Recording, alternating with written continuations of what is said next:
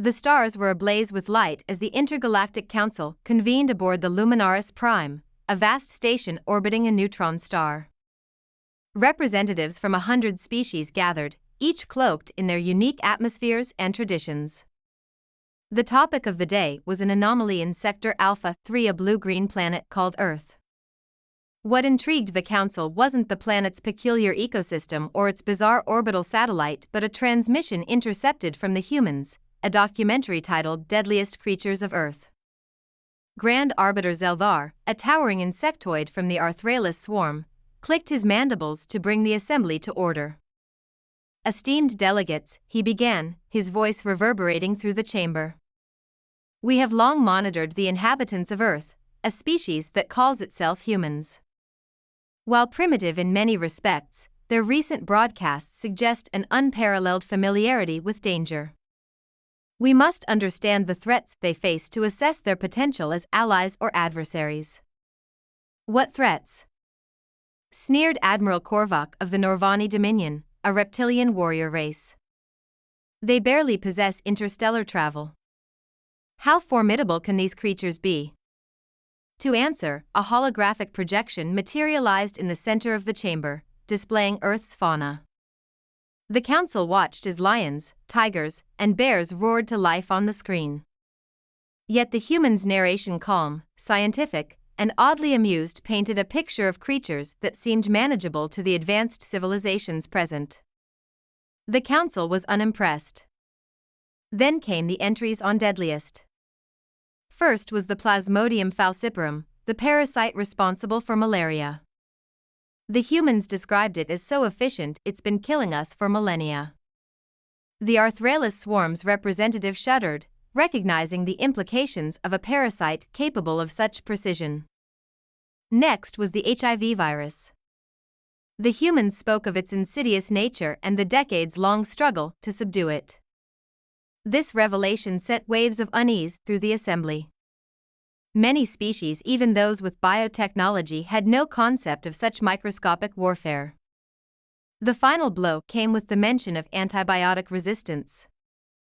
The Council's top bioengineers, who had previously dismissed human threats, were now furiously scribbling notes. The Humans, they realized, had been fighting an invisible war and surviving. But it wasn't Earth's microorganisms that turned the Council's curiosity into dread. The documentary shifted to a species' apex predator, Homo sapiens.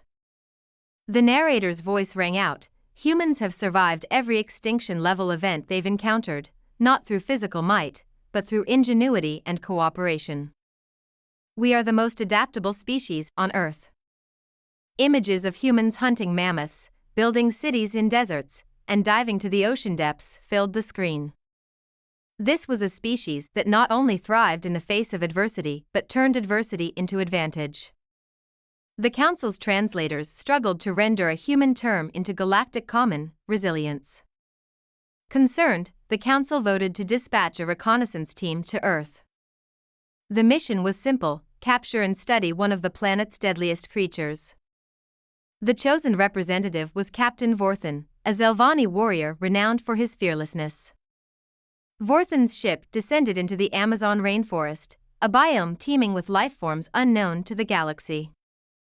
His target, a jaguar. As his team prepared their capture drones, they were ambushed by a swarm of bullet ants. The pain described by Humans as akin to walking on fire sent the entire crew retreating back to their ship.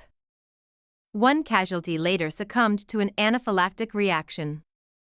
Determined to redeem himself, Vorthan set his sights on another apex predator, a saltwater crocodile. This time, they used long-range stasis fields. The crocodile fought the field with such ferocity that Vorthan's engineers warned the containment vessel might fail. Ultimately, they succeeded, but morale was low. Their final test came in the form of a simpler creature, a human hiker. Surely, they reasoned, a lone human would pose no threat. The team abducted a man named David Carter, a survivalist who had been trekking through the Rockies. When David awoke aboard the alien ship, he remained calm. "You're not the first aliens to grab me," he joked, though his captors didn't understand the humor. David observed the creatures around him. They were larger, stronger, and far more advanced. But he had one advantage: his brain. Within hours, David began sabotaging their systems. He communicated with the ship's AI, exploiting loopholes in their protocols. When the aliens tried to subdue him, he used the tools he'd scavenged to disable their stasis fields. By the time the Council received word, the reconnaissance ship had returned, limping back to Luminaris Prime. The crocodile had escaped containment, the crew was demoralized, and David had made off with a shuttle, leaving a handwritten note behind: "Thanks for the ride. Let's not meet again." Grand Arbiter Zeldar addressed the assembly once more. "It is clear that Earth's deadliest creatures are not its viruses, nor its predators, but its people. They are a paradox, fragile yet indomitable, primitive yet ingenious. I propose we do not antagonize this species. Instead, we monitor them closely and prepare for the day they join us among the stars." The Council voted unanimously. Earth was declared a galactic preserve, off limits to exploitation or colonization. Yet, deep within the minds of the galaxy's greatest strategists, one thought lingered. If humans could survive Earth, what might they achieve in the cosmos?